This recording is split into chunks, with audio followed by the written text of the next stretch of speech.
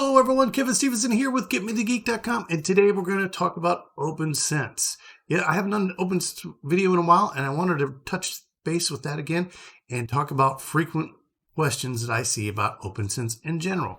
The first question is it free? Absolutely 100% it is free. It's an open source license. You can go get that downloaded and installed on your machine you wish. There are some paid options that you can do also. So, second up, can you virtualize OpenSense? Yes, you can. And let me just say that you can treat that just like any other virtual machine you would want to install, whether that's whether you use an ESXi, VMware, or Proxmox, or KVM, or even BSD's Beehive, VirtualBox, Hyper-V. All of those things work just great. And so typically you're going to want multiple virtual NICs. You can even pass through physical NICs directly to it, depending on how you want to do that stuff.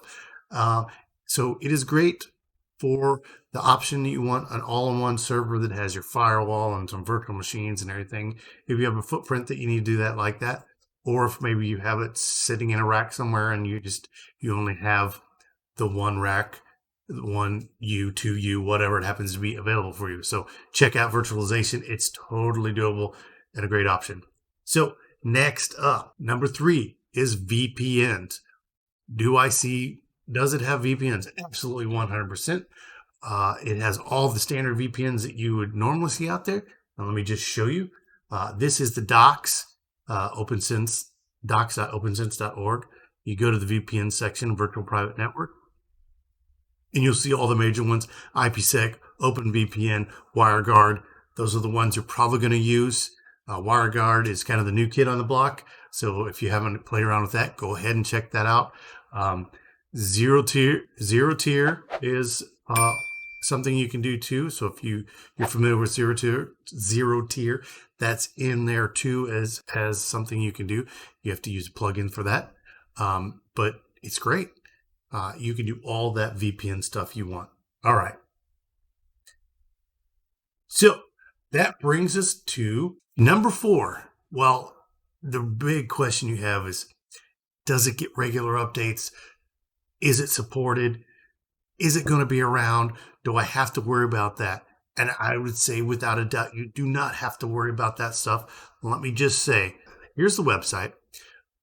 Here's the About Me. It was forked from PFSense Monowall project back around 2015. And so it's been around for many years now. And it has a bunch of features. So let's just look at the blog over here real quick. And you will see here's how often they're releasing updates. It looks like, if you look at this, roughly each month, you're going to see, or even multiple times a month, you see releases and patches.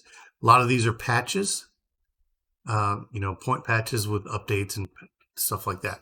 So you can see from this blog that they're very active about keeping it supported and updated. And if you want to go over here to the official shop, there's paid support too. So let's go on services. Yeah.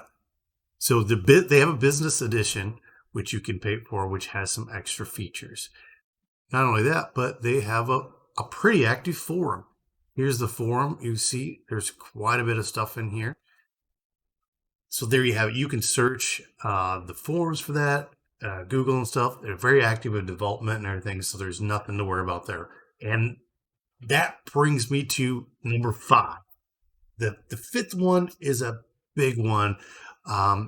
And let me just show you the webpage here in just a second. So the 5th one is Wi-Fi. I see a lot of times like, well, does it do Wi-Fi? Can it do Wi-Fi?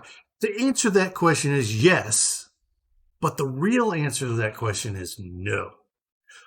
So the thing is BSD, FreeBSD in general is significantly behind when it comes to drivers and support for newer Wi-Fi chipsets and standards. So you're basically stuck at Wi-Fi, your 802.11g in era And so that Wi-Fi 6, the X, all that stuff is not available. And so you're not going to get the throughput that you could with a standalone AP. So I recommend, if you're going to use a firewall, the PFSense or even OpenSense or PFSense, because they're both based off of FreeBSD, that you go ahead and have a standalone device for your access points. Whether that's, so that being said, you can do it. And let me just show you. We'll go to the website. We'll just type in Wi-Fi, right? And the documents. And so there's stuff here about Wi-Fi. So here it is. And they start off their documentation really simple. Although wireless networks are supported in OpenSense, results may vary. And the reason why the results may vary is because of what I was talking about previously about the support. And so you'll see here, this warning gives you more information about that. And if you look down here, you're going to see all of the information. So it's all there for you to do. It's just probably not going to be up to snuff compared to what you can do with the standalone AP. Okay? So if you need to do it, you have to do it, can do it. That's the top 5 questions that I see on OpenSense. If you have questions or that I missed, you'd like to ask me some questions about OpenSense, or can it do this, or can it do that, or whatever you happen to be, go ahead and drop a comment in this video, and I will see if I can respond to those comments, or if I have to make a video about it, whatever. If you got something out of this, go ahead and like and subscribe. I appreciate everybody doing that for me. It helps me out immensely. Thanks for joining me.